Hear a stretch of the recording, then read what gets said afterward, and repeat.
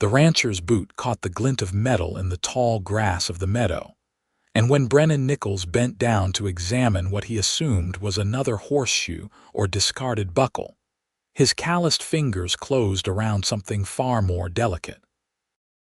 The brooch was exquisite, clearly expensive, with small garnets arranged in the shape of a rose, the gold filigree work so intricate it could only have been made by a master craftsman. He turned it over in his palm, noting the initials engraved on the back, MC. Someone had lost something precious, and given the lack of rain in the past 2 weeks, the piece couldn't have been here long. Brennan stood in the meadow that bordered his property outside San Bernardino, California, the September sun of 1882 beating down on his shoulders through his worn cotton shirt. The grass rippled in waves around him, golden and dry, the Sierra Nevada mountains rising in the distance like ancient sentinels. His cattle grazed peacefully nearby, their bells creating a gentle music that usually brought him comfort, but now all he could think about was the woman who must be searching desperately for this brooch. It wasn't just valuable, it was personal, the kind of thing that held memories. He slipped the brooch carefully into his vest pocket and mounted his horse, a steady gelding named Copper. The ranch could spare him for a few days. His foreman, Thomas, was more than capable of handling things, and Brennan had always believed in doing right by people. His father had taught him that before consumption had taken him 5 years back, leaving Brennan to run the ranch at 23. Now 28, Brennan had built a reputation as a fair man, someone who kept his word and helped his neighbors. Returning a lost brooch seemed like a small thing, but he knew from experience that small kindnesses often mattered most. The logical place to start was San Bernardino itself. The town had grown considerably in recent years, with the arrival of the Southern Pacific Railroad bringing new settlers and commerce. Brennan rode down the main street, past the general store, the bank, and the newly constructed hotel that served passengers passing through. He stopped first at the sheriff's office, where Sheriff Morrison sat behind his desk, sorting through wanted posters. "Brennan," Morrison greeted him, looking up from his work. "What brings you to town on a Thursday? Thought you'd be out branding cattle this week." "Found something in the meadow near my north pasture," Brennan said, pulling out the brooch and placing it on the desk. "Figured someone might have reported it missing." Morrison picked up the brooch, whistling low. "That's a fine piece. Haven't had anyone come in about it, though." "Those initials might help. MC, you said, engraved right on the back. Could be anyone, I suppose. We've had a lot of newcomers lately. Why don't you try Mrs. Henderson at the boarding house? She keeps track of most of the ladies who come through town. If someone's searching for this, she'd likely know."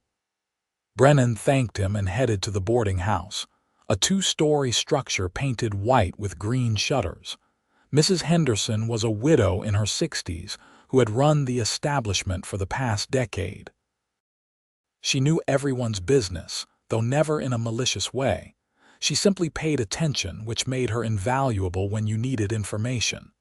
"Mr. Nichols," she said warmly when he knocked on her door. "What can I do for you?" He showed her the brooch, and her eyes widened with recognition. Not of the piece itself, but of something it triggered in her memory. "I may have seen something like this," she said slowly. "There was a young woman who stayed here about 2 weeks ago. She was traveling with her father, heading to their new property up north. She wore a brooch at dinner, and I remember thinking it was beautiful. She said it had been her mother's." Brennan's heart quickened. "Do you remember her name, Clara? Miss Margaret Clara. Her father was Robert Clara. They were from Boston originally, but he'd purchased land up in the Sierra foothills. Mining property, I believe, though he seemed more interested in ranching. They stayed 3 nights before moving on." "Did they say exactly where they were headed?" Mrs. Henderson frowned, trying to recall. "Somewhere past Holcomb Valley, I think. He mentioned a creek, but I can't remember the name. They seemed like good people, though. The daughter was quiet, well-mannered. I got the impression she wasn't entirely happy about leaving Boston, but she was trying to make the best of it." Brennan thanked her and left, his mind already planning the journey. Holcomb Valley was a good day's ride north, and the territory beyond it was vast and varied. 3 counties covered that area: San Bernardino, where he stood now, and then Inyo and Mono counties further north and east. If the Claras had purchased property somewhere in that region, he'd need to ask around at every settlement and ranch until he found them. He spent the rest of the day gathering supplies: dried beef, hardtack, coffee, grain for copper. He stopped by his ranch to let Thomas know he'd be gone for perhaps a week or more, depending on what he found. "You're riding out to return a brooch?" Thomas asked, incredulous. "Boss, couldn't you just leave it with the sheriff?" "It's important to someone," Brennan said simply. "Besides, I could use the ride. Been cooped up here too long." Thomas shook his head but smiled. "You're a better man than most, Brennan Nichols. Safe travels." Brennan set out at dawn the next morning, the air cool and crisp as the sun painted the sky in shades of pink and gold. He knew this country well, had ridden it since he was a boy accompanying his father on cattle drives. The landscape changed gradually as he traveled north, the desert scrub giving way to pine forests as elevation increased. He passed through small settlements, stopping at each to ask about the Clara family. In a town called Barton Flats, a storekeeper remembered them. "Nice fellow, Robert Clara. Bought supplies here about 10 days back. Said he was headed up toward Baldwin Lake. There's some good grazing land up that way, and a few mining claims still active." Brennan continued north, following the rough roads that wound through the mountains. The air grew thinner, the nights colder. He camped under the stars. Copper hobbled nearby and thought about the woman who had lost the brooch. Margaret Clara. Mrs. Henderson had said she was quiet, uncertain about the move west. He wondered what she looked like, what her voice sounded like, whether she was searching for the brooch or had given it up as lost forever. 3 days into his journey, he reached Baldwin Lake, a shallow body of water surrounded by meadows and pine groves. A few ranches dotted the landscape, their log buildings sturdy against the mountain weather. At the first ranch he came to, an older man repairing a fence post straightened as Brennan approached. "Help you?" the man called. "Looking for the Clara family," Brennan said. Robert Clara and his daughter Margaret heard they might have property up this way. The man nodded. "They're about 5 miles east of here. Follow the creek road, you can't miss it. Big log house still being finished. They've only been there about a week." Brennan felt a surge of relief and anticipation.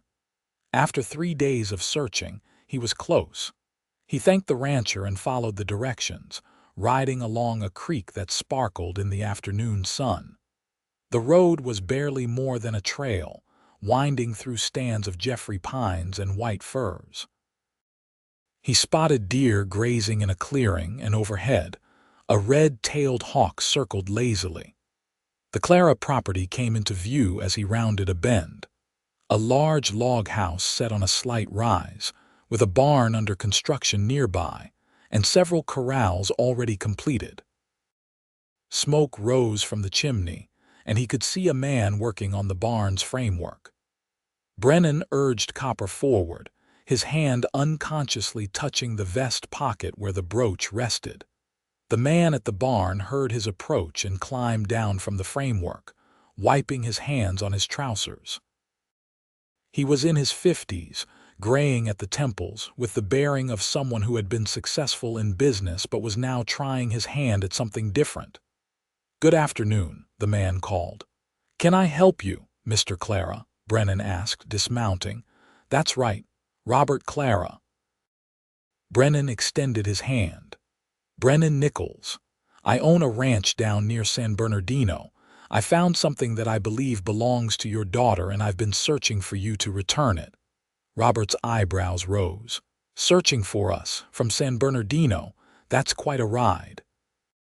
It seemed important, Brennan said, pulling out the brooch. I found this in a meadow near my property about 4 days ago. Robert's face transformed, relief and joy flooding his features. Margaret's brooch. She was heartbroken when she realized she'd lost it. We retraced our route for miles but couldn't find it. She must have dropped it when we stopped to water the horses near your property. He took the brooch carefully, examining it as if to confirm it was real. This was her mother's. My wife passed 2 years ago, and this is one of the few things Margaret has from her. You have no idea what this means to us. I'm glad I could return it, Brennan said. You must stay for dinner, Robert insisted. After you've ridden all this way, it's the least we can do. Besides, Margaret will want to thank you herself. He turned toward the house and called out, Margaret, come out here, please. The front door opened and a woman stepped onto the porch. Brennan's breath caught in his throat. She was perhaps 24 or 25, with dark hair pinned up in a simple style, wisps escaping around her face. She wore a practical calico dress in shades of blue, and even from a distance, he could see the intelligence in her brown eyes. She was beautiful, but it was more than that. There was something in the way she held herself, a quiet strength mixed with vulnerability, that drew him immediately. What is it, Father? She asked, stepping down from the porch. Robert held up the brooch.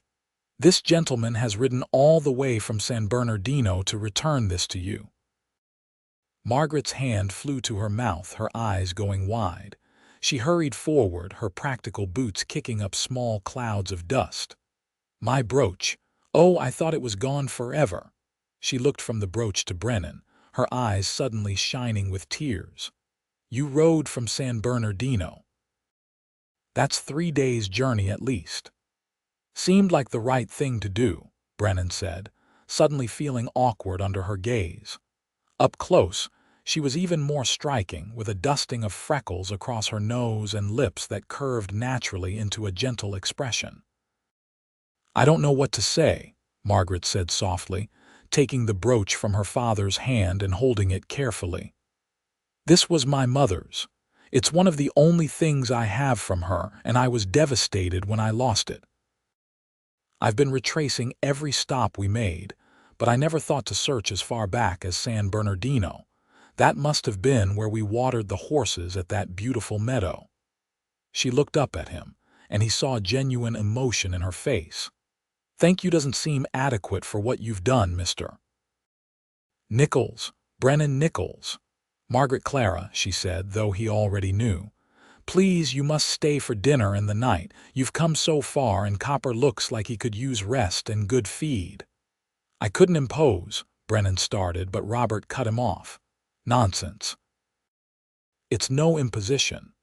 Besides, I'd like to hear about ranching down in San Bernardino. I'm trying to establish a cattle operation here, and I could use advice from someone who knows the business. Brennan found himself agreeing, and within minutes, he'd unsaddled Copper and settled him in one of the completed corrals with fresh hay and grain. The sun was beginning to set, painting the mountains in shades of purple and gold, and the air had taken on the sharp chill of high-altitude evenings. Inside, the house was still sparse, with only essential furniture in place, but it was clean and welcoming. Margaret busied herself preparing dinner while Brennan and Robert sat at the rough-hewn table, discussing cattle breeds, water sources, and the challenges of mountain ranching. Brennan found Robert to be intelligent and eager to learn, someone who wasn't afraid to admit what he didn't know. I made my fortune in textiles back in Boston, Robert explained. But after my wife passed, the city felt empty. Margaret and I both needed a change, a fresh start. I'd always dreamed of the West, and Margaret, bless her, agreed to come with me even though it meant leaving everything familiar. Brennan glanced toward the kitchen area where Margaret was working. It's a big adjustment. She's stronger than she looks, Robert said with pride. Lost her mother and left her home, but she hasn't complained once. She's been learning to cook over a wood stove, manage chickens, all the things she never had to do in Boston. I know she misses her friends and the cultural life she had there, but she's determined to make this work. Margaret called them to the table, and Brennan was impressed by the meal she'd prepared: venison stew, fresh biscuits, and dried apple pie. It was simple fare, but everything was well seasoned and cooked perfectly. "This is delicious," Brennan said sincerely. Margaret smiled, a hint of color rising in her cheeks. "I've had to learn quickly. Mrs. Henderson at the boarding house gave me some lessons during our stay, and I've been practicing. It's different from having a cook prepare everything." "You're doing wonderfully," her father said warmly. As they ate, the conversation flowed easily. Brennan found himself telling stories about his ranch, about growing up in Southern California, about his father and the lessons he'd learned. Margaret listened intently, asking intelligent questions that showed she was genuinely interested. She spoke less about herself, but when she did, he learned that she'd been educated at a finishing school, that she'd loved the theater and music, that she'd once imagined a very different life for herself. "You regret coming west?" Brennan asked gently. Margaret was quiet for a moment, her fingers tracing the rim of her coffee cup. "I won't lie and say it's been easy. I miss my friends, the concerts, the libraries, but I don't regret it. My father needed this change, and I think I did too. In Boston, I felt like I was living a life someone else had planned for me. Here, I'm discovering who I actually am, what I'm capable of. It's frightening sometimes, but also exhilarating." Brennan found himself captivated by her honesty. Most women he knew in California had been born to this life, took it for granted. Watching someone discover it, choose it, was something different entirely. After dinner, they sat on the porch as the stars emerged in the clear mountain sky. The Milky Way stretched overhead like a river of light, more visible here than in the valley below. Margaret had wrapped a shawl around her shoulders against the cold, and she stood at the porch railing, looking up. "I've never seen so many stars," she said softly. "In Boston, the streetlights wash them out, but here it's like you can see forever." Brennan joined her at the railing, careful to maintain a respectful distance. "Wait until winter. The stars are even brighter when it's cold." "Do you ever feel small?" Margaret asked, looking up at all that. "Like everything that seems so important is actually insignificant?" "Sometimes," Brennan admitted. "But then I think that we're part of it all, connected to it. Those same stars shine on my cattle, on the creek that runs through my property, on the meadow where I found your brooch. Nothing's really separate." Margaret turned to look at him, and in the starlight her face seemed almost luminous. "That's a beautiful way to think about it." They stood in comfortable silence for a while, and Brennan realized with a start that he didn't want to leave in the morning. He wanted to stay here, talking with this woman who saw the world with fresh eyes, who wasn't afraid to admit when she was scared or uncertain. But he had a ranch to run, responsibilities. This wasn't his life. That night Brennan slept in the barn, which was far enough along to provide shelter. Robert had offered him a proper bed, but Brennan insisted he was comfortable with his bedroll. In truth, he needed some space to think. The attraction he felt toward Margaret was immediate and powerful, unlike anything he'd experienced before. But she was building a new life here with her father, and he had his own ranch 3 days away. Starting something would be impractical at best, cruel at worst. He woke before dawn, as was his habit, and found Margaret already up, starting the fire in the kitchen stove. She looked surprised to see him. "I didn't mean to wake you," she said apologetically. "You didn't. I'm always up early. Cattle don't care if it's Sunday or Christmas." Margaret smiled. "Coffee will be ready soon. I've discovered I rather like the quiet of early morning. In Boston, I used to sleep until 8 or 9. Now I wake with the sun, and I've come to treasure these hours." Brennan helped her carry water from the well, and they worked in easy silence preparing breakfast. When Robert joined them, the meal was ready. Bacon, eggs from their small flock of chickens, and more of Margaret's excellent biscuits. "I should get on the road," Brennan said after they'd eaten, though every part of him resisted the idea. "I've already been gone for days, and Thomas will be wondering if I got lost." "Of course," Robert said, though he looked disappointed. "But you'll stop on your way back through. I'd love to continue our conversation about establishing a breeding program." "And you must let us know if you're ever in the area again," Margaret added, and Brennan thought he detected a note of hope in her voice that matched the ache in his chest. He saddled Copper, checking the cinch twice though it was fine the first time, delaying the inevitable. Margaret walked with him to where his horse was tied. "Thank you again," she said, touching the brooch she'd pinned to her dress. "You've given me back something irreplaceable, not just the brooch itself, but the memories attached to it. I wear it, and I feel like my mother is with me, approving of this new adventure." "I'm glad," Brennan said. He wanted to say more, wanted to tell her that he'd ridden 3 days not just because it was the right thing to do, but because from the moment he'd held that brooch, he'd felt connected to its owner.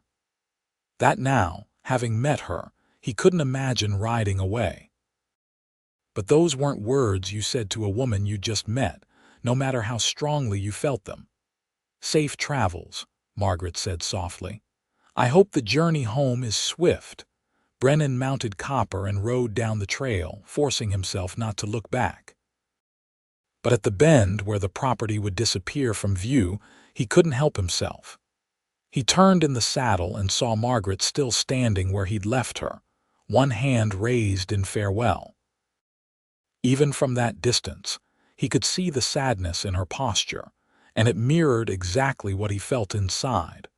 The ride back to San Bernardino was the longest 3 days of Brennan's life. The landscape that had seemed beautiful on the way north now felt empty and lonely.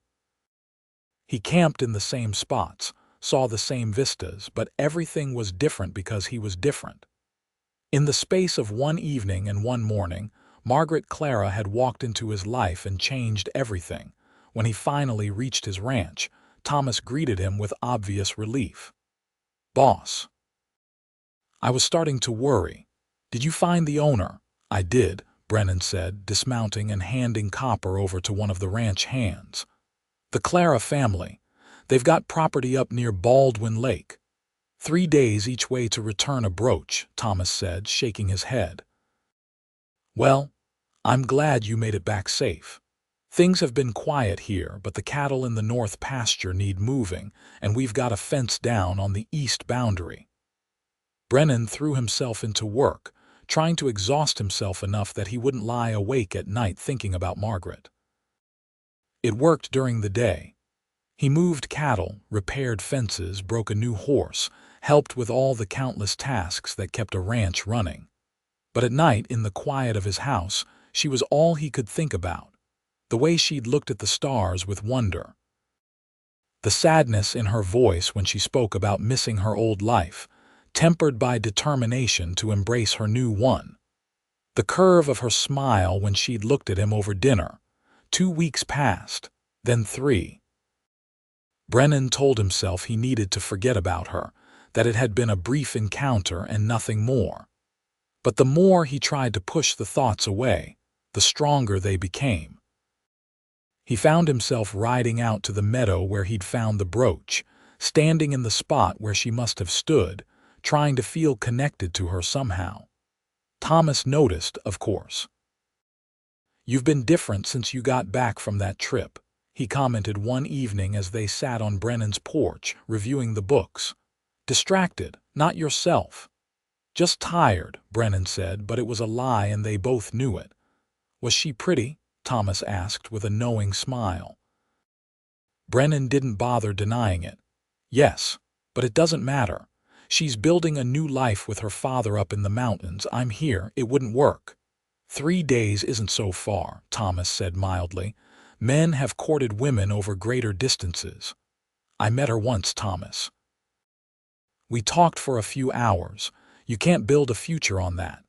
No, but you can build on it, if you want to. Thomas stood, stretching. I've been working this ranch with you for 5 years, Brennan. I've never seen you look at a woman the way you described looking at the stars in her company. Seems foolish to let that go without at least trying. That night, Brennan lay in bed and admitted to himself what he'd been avoiding for weeks. He was in love with Margaret Clara. It was impractical, perhaps even irrational, but it was true. He'd felt it the moment he'd seen her on the porch, and it had only grown stronger as they'd talked. The question was what to do about it. The next morning he made a decision. He found Thomas in the barn and said, "Can you manage things here for a few weeks?" Thomas grinned. "Going back north." "I need to know," Brennan said simply. "I need to know if what I felt was real, if she felt it too, or if I'm building castles out of clouds." "Go," Thomas said. "We'll be fine. Take your time, court her properly." This time Brennan packed differently. He brought his good clothes, the ones he wore to church and town meetings. He brought small gifts, books he thought Margaret might enjoy, coffee beans from San Bernardino's best merchant, a warm wool shawl he'd commissioned from a weaver in town. He didn't know if she'd welcome his return, but he had to try. The journey north felt entirely different. Where before he'd been searching for someone unknown, now he was riding towards someone specific, someone who'd occupied his thoughts every moment since he'd left. The 3 days seemed both endless and too short. What if she didn't remember him with the same intensity? What if his arrival was unwelcome, an intrusion into the life she was building? He reached the Clara property in the late afternoon, the autumn sun casting long shadows across the land. The barn was more complete now, the roof finished and the doors hung. Smoke rose from the chimney, and he could see someone working in what looked like a vegetable garden near the house. His heart pounded as he drew closer and recognized Margaret, wearing a practical dress and gloves, pulling up the last of the season's vegetables. She heard Copper's hooves and looked up, freezing when she saw him. For a long moment, they simply stared at each other across the distance. Then she stood, brushing dirt from her dress, and walked slowly toward him. He dismounted, his mouth suddenly dry. "Brennan," she said, and he heard surprise and something else in her voice. "Hope, maybe. We didn't expect to see you again." "I know," he said. "I hope I'm not intruding." "I told your father I'd stop by again if I was in the area." "Are you in the area?" Margaret asked, a hint of a smile touching her lips. "Not exactly," he admitted.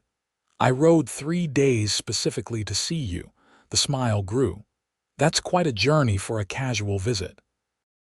"It's not casual," Brennan said, deciding honesty was the only path forward. "I haven't stopped thinking about you since I left. I told myself I was being foolish, that we barely know each other, that you're building a life here and I have responsibilities in San Bernardino. But none of that mattered.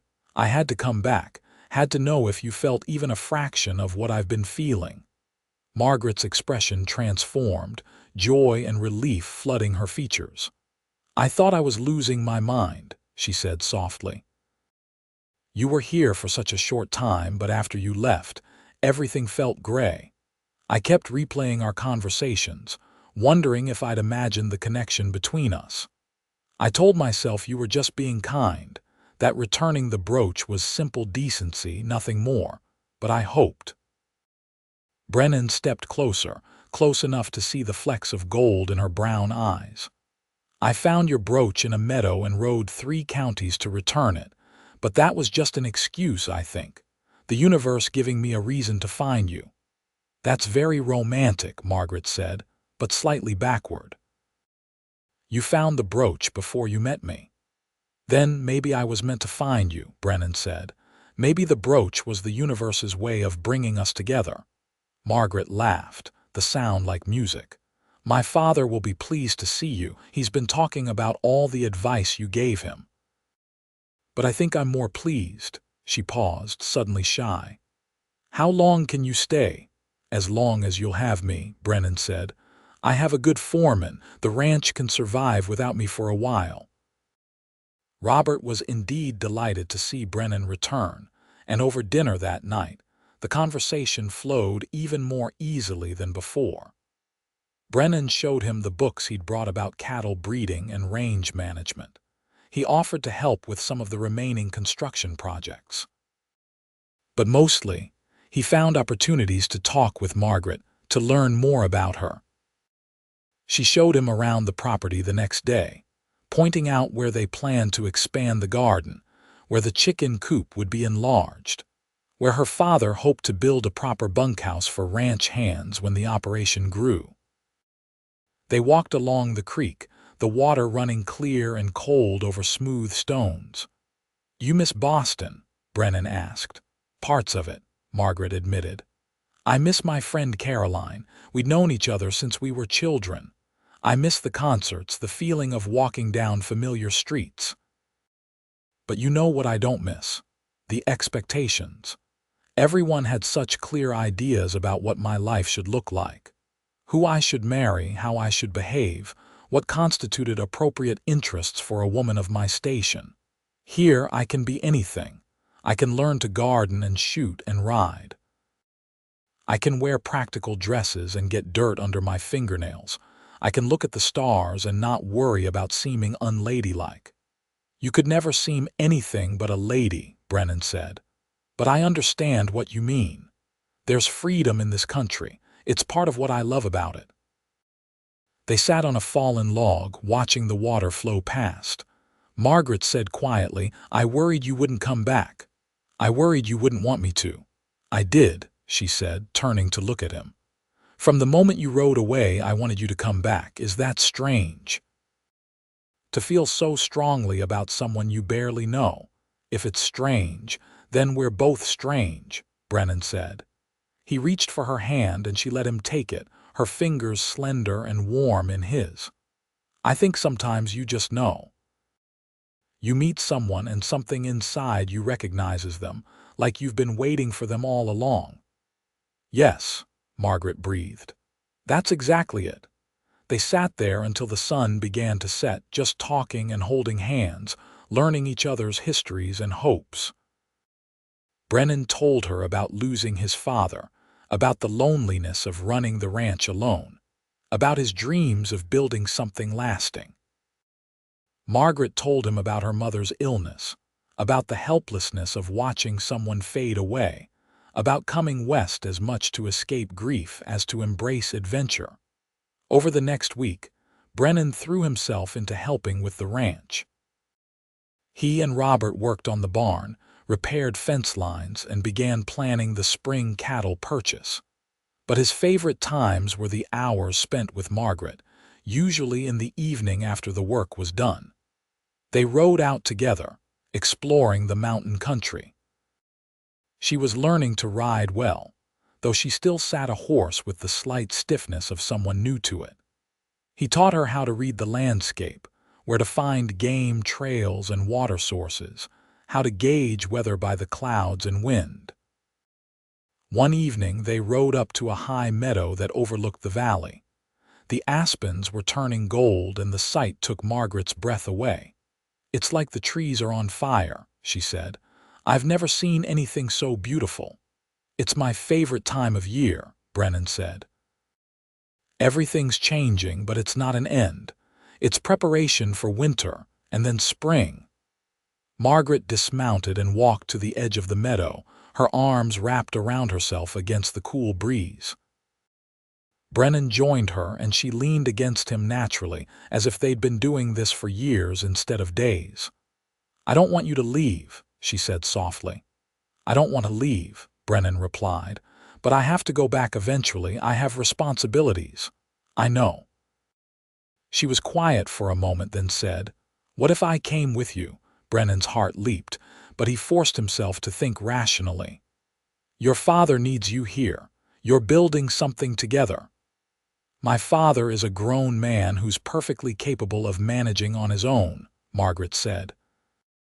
"He brought me west because he thought I needed the change, and because he wanted family close after losing my mother, but he wouldn't want me to stay if it meant giving up happiness." She turned to face Brennan. "I'd be giving up very little here, some trees, some mountains. But I'd be gaining you, and that seems like the better bargain." "Margaret," Brennan said carefully, "I'm not a rich man. I have a working ranch and it does well enough, but it's not the life you knew in Boston. You'd be a rancher's wife, which means hard work and long days." "Good," Margaret said firmly. "I don't want to sit in a parlor doing needlework while someone else does everything.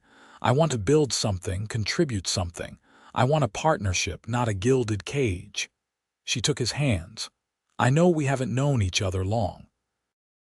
If you think we need more time, I understand. But I know my own mind, Brennan. I fell in love with you the day you rode up with my brooch, and nothing since has changed that. If anything, it's gotten stronger." "I love you too," Brennan said, the words coming easily because they were so obviously true. "I think I started loving you before I even met you, holding that brooch and imagining the woman who'd lost it. And then you were more wonderful than anything I'd imagined." He kissed her then, gentle and careful, and she kissed him back with a certainty that erased any remaining doubts. When they finally pulled apart, both breathing hard, Margaret was smiling. "So we're engaged?" she asked. "If you'll have me," Brennan said. "Though I should probably ask your father's permission properly." "He'll say yes," Margaret said confidently. "He's been watching us all week with the expression of someone at a very satisfying play."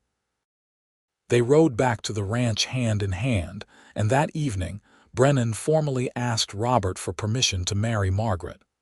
Robert's response was to shake his hand vigorously and say he couldn't be more pleased. "I hoped this might happen when you showed up again," Robert admitted. "A man doesn't ride 3 days twice for anything less than love, but I wanted Margaret to make her own choice. She spent too much of her life having choices made for her." "I'll take good care of her," Brennan promised.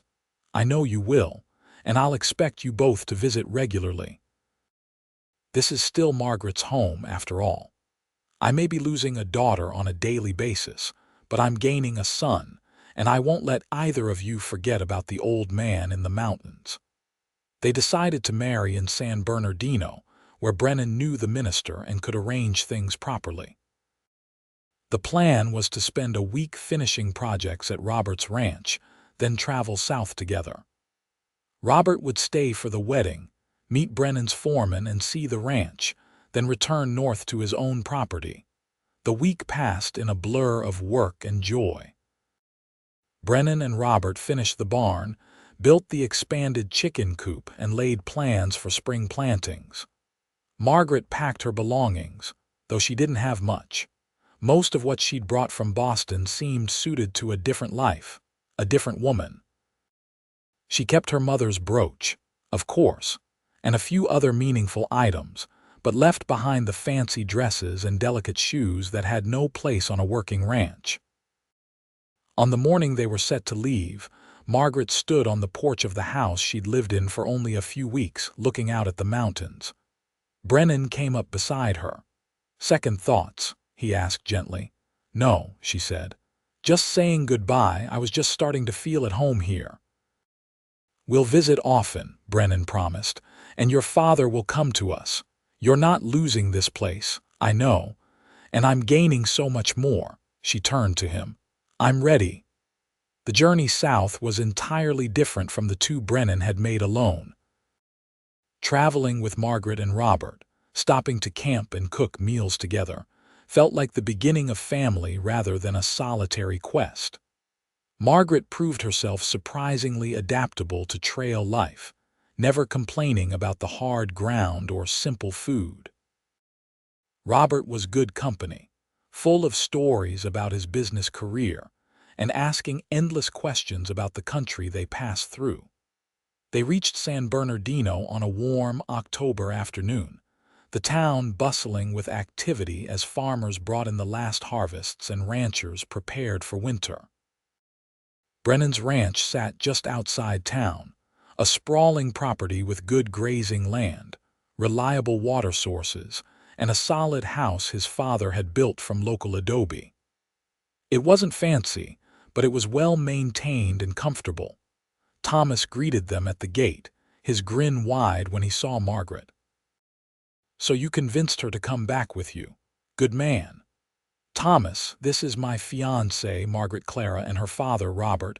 They'll be staying until the wedding." "Welcome," Thomas said warmly. "We've been looking forward to meeting you, Miss Clara." "Brennan's been useless since he got back from returning that brooch." Margaret laughed, the sound making Brennan's heart swell. "Please call me Margaret, and I have a feeling we're going to be good friends." Brennan showed them around the ranch, watching Margaret's face as she took everything in. The house was larger than her father's, with multiple bedrooms and a spacious kitchen. The barn was well organized, with stalls for horses and workspace for repairs. The cattle grazed peacefully in the distance, their coats gleaming in the afternoon sun. "It's wonderful," Margaret said sincerely. "I can see all the care that's gone into it. Your father would be proud." "I hope so," Brennan said. "I've tried to honor what he built while making it my own."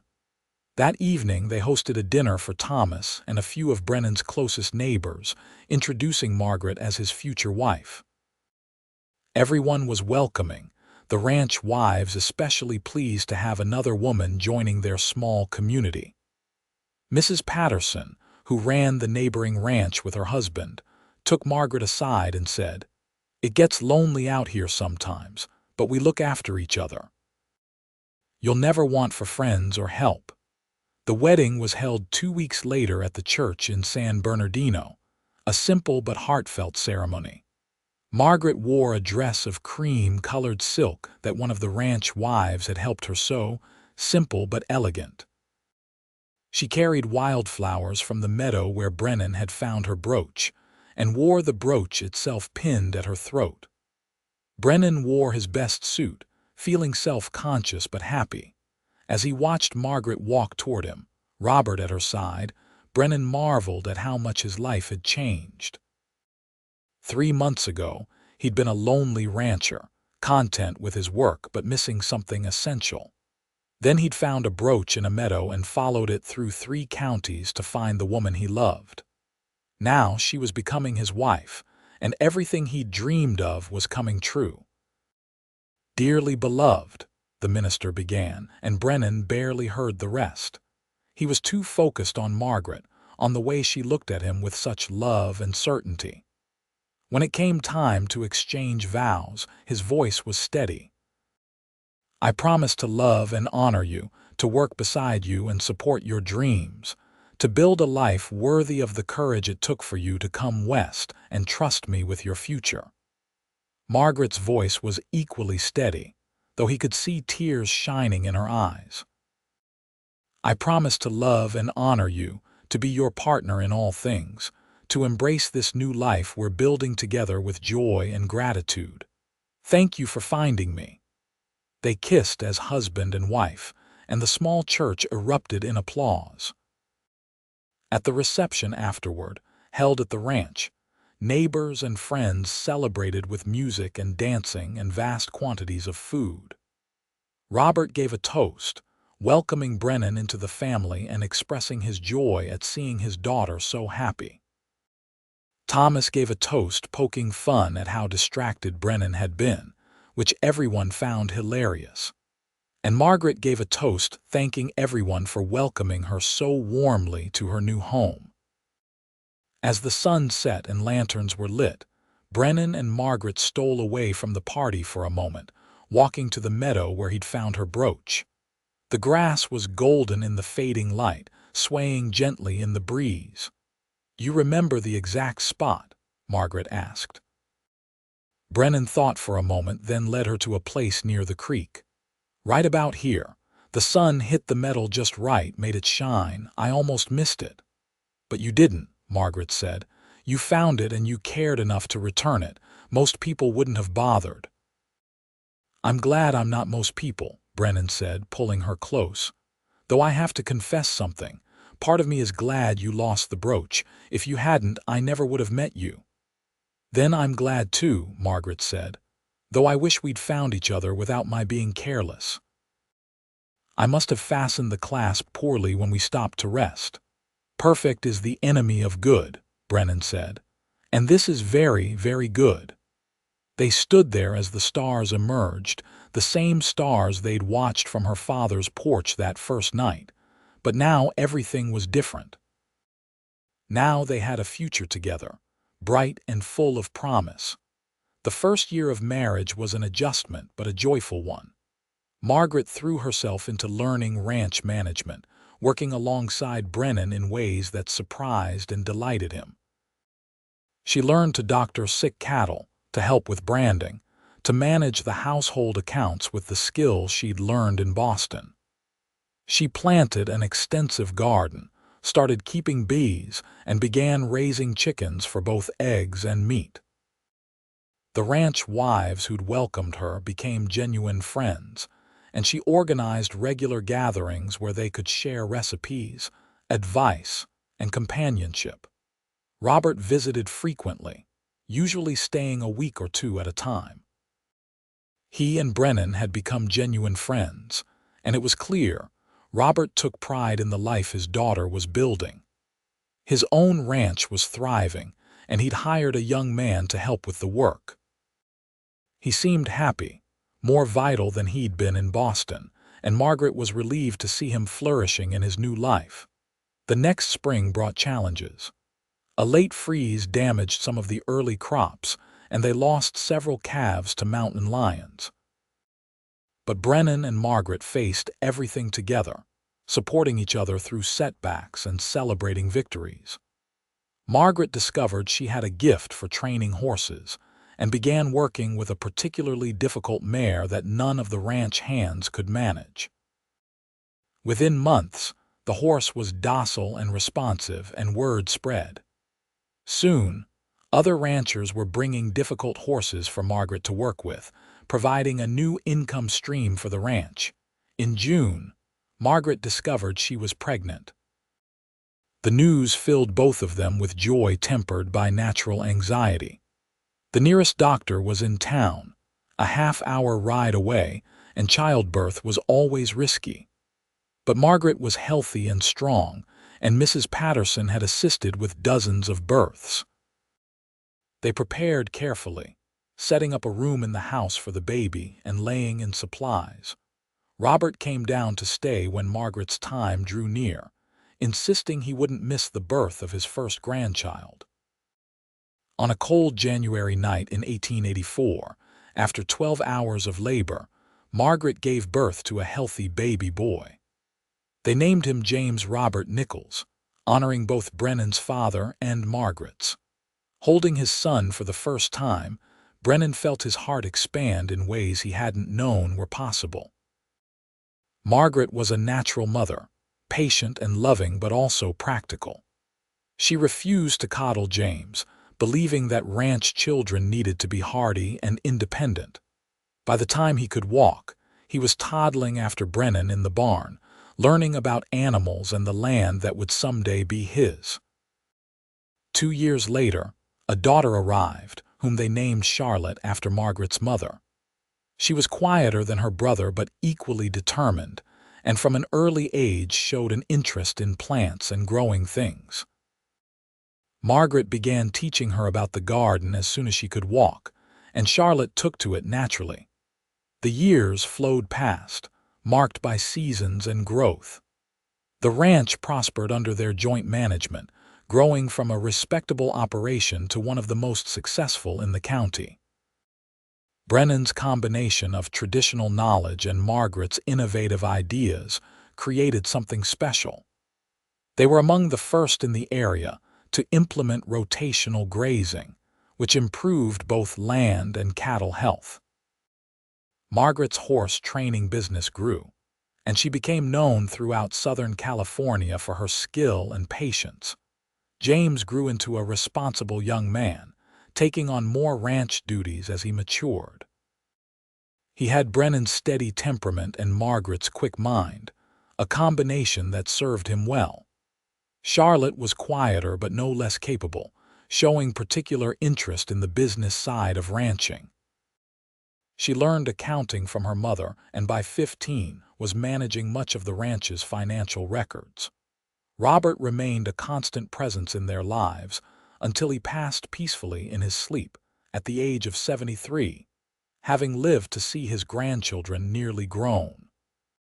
His funeral was held at the ranch he'd built, and he was buried there on a hill overlooking the valley, with the mountains rising behind him. Margaret grieved deeply, but was comforted by knowing he'd found peace and purpose in his final years.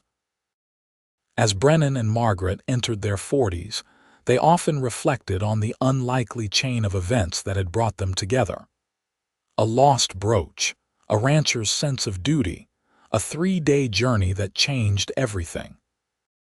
They still lived on the ranch, though they'd built a second house for Thomas when he married, and were planning a third for James, who'd become engaged to a neighboring rancher's daughter.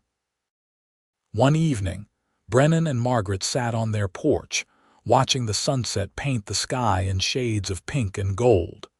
Charlotte was in the garden, and James was checking the cattle one last time before dark. Everything was peaceful, prosperous, exactly as they'd dreamed. "Do you ever think about that day in the meadow?" Margaret asked, touching the brooch she still wore regularly. "When you found this?" "All the time," Brennan said. "Best day of my life, though I didn't know it then." "You rode so far just to return it," Margaret said. "Most people wouldn't have." "But then I wouldn't have found you," Brennan said. "And none of this would exist. James, Charlotte, the life we've built, all of it started with that brooch in the grass." "I used to be so careful with it," Margaret mused. "After my mother died, I was terrified of losing it. But that day, I must have been distracted when I pinned it on. I didn't realize it was gone until we'd traveled another day. I retraced our route, but we must have missed that meadow somehow." "The universe works in mysterious ways," Brennan said. "Maybe you were meant to lose it. Maybe I was meant to find it. Maybe all of this was written in the stars long before we were born." "That's very romantic for a cattle rancher," Margaret teased. "You bring out the romantic in me," Brennan said, taking her hand. Even after 20 years of marriage, the touch still sent warmth through him. "You always have." James rode up to the house, dismounting and tying his horse. "Cattle look good, Pa, no signs of predators. I'll check them again first thing in the morning." "Thank you, son," Brennan said. "Your mother and I were just reminiscing about how we met," James grinned. "The brooch story, you've told it 1,000 times. And we'll tell it 1,000 more," Margaret said. "It's a good story. When you and Sarah have children, we'll tell them too.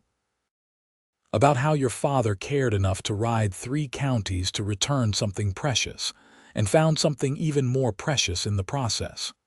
Charlotte came up from the garden, her basket full of vegetables. "Dinner in an hour?" she asked. "Perfect," Margaret said. "We're having your favorites tonight. Your grandmother Charlotte's beef stew recipe." As their children went inside, Brennan and Margaret remained on the porch, comfortable in each other's presence.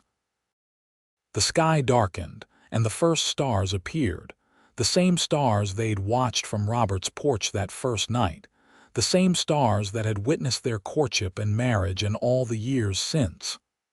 "I love you," Brennan said, as he did every evening. "I love you too," Margaret replied, as she always had and always would.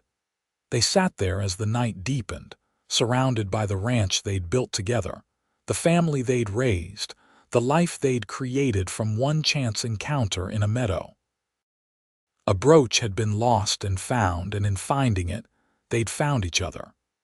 Everything else, all the joy and love and family, had grown from that one moment of chance and choice.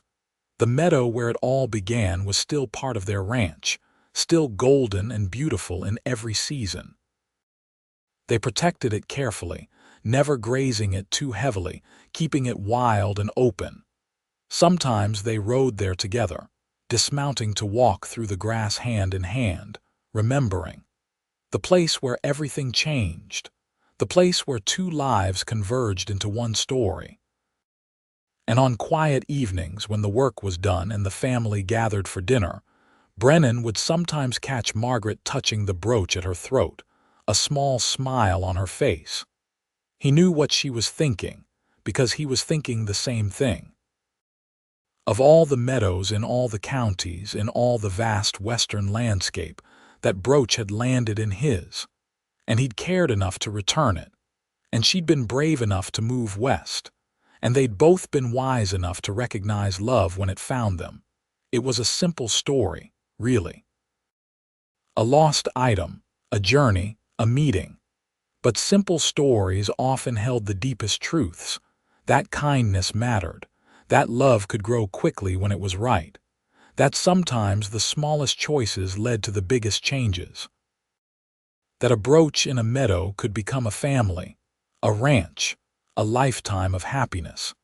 As the years continued to pass, Brennan and Margaret watched their children grow into capable adults.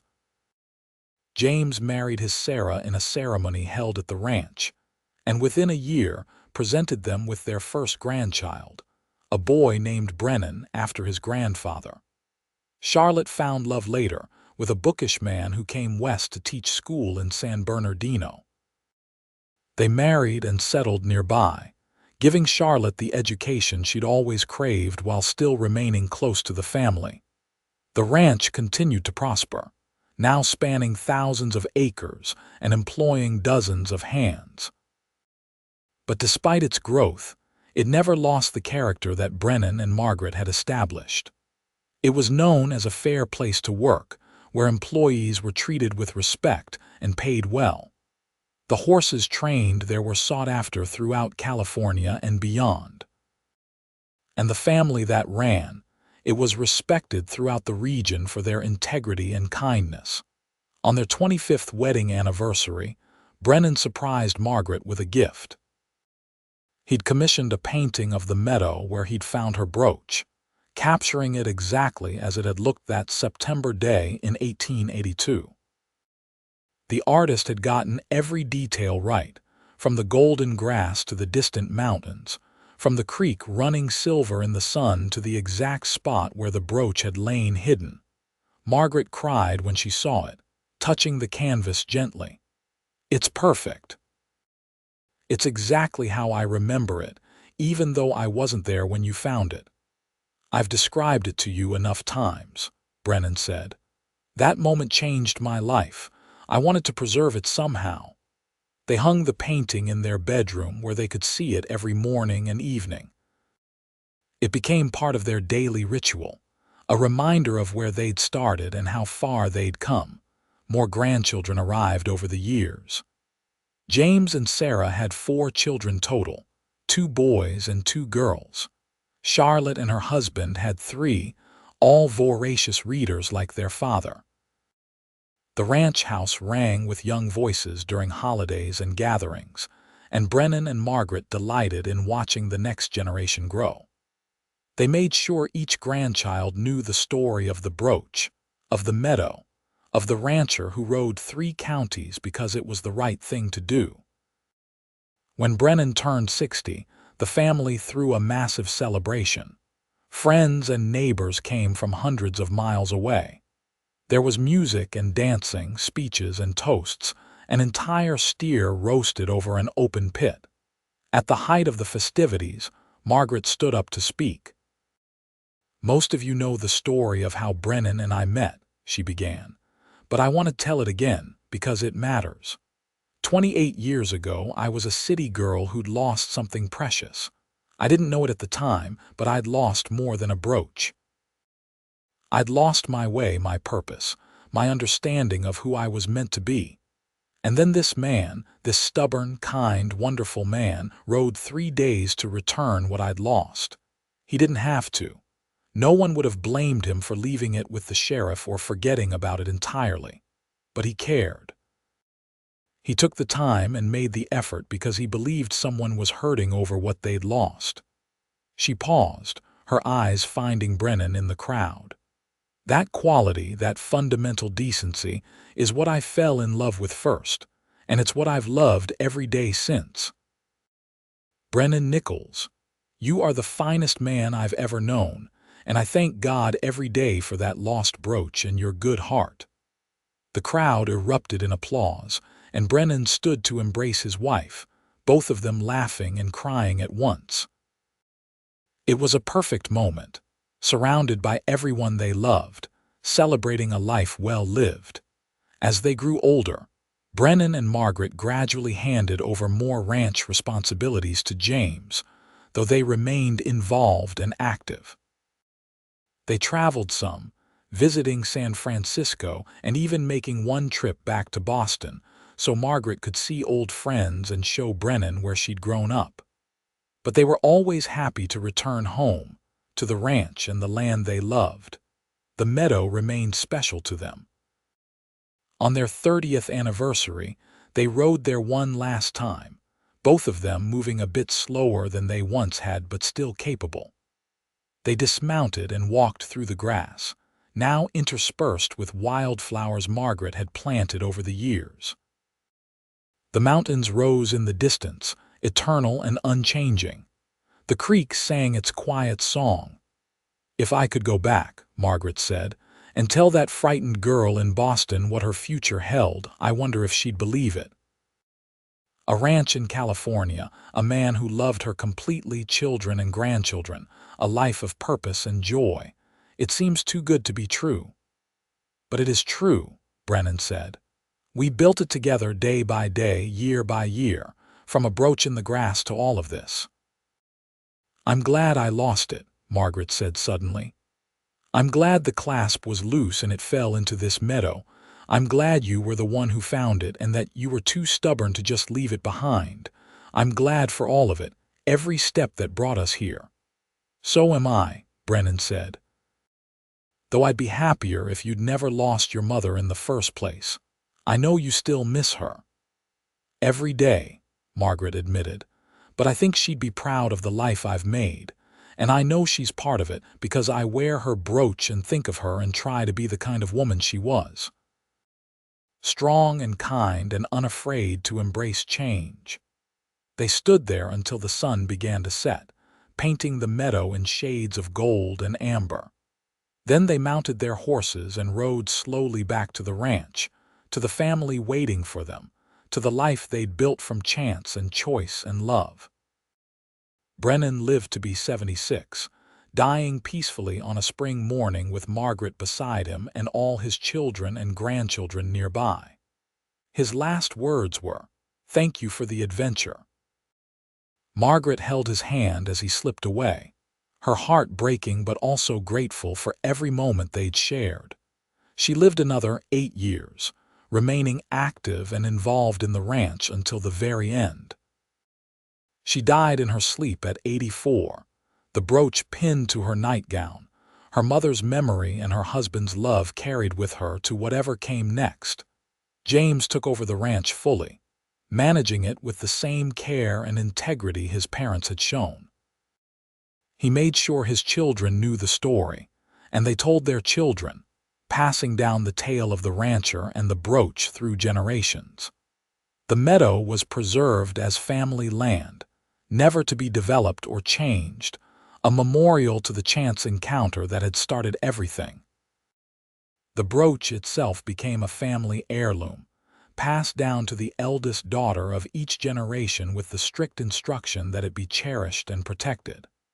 But also that if it was ever lost, the finder should be trusted to return it, because good people still existed in the world.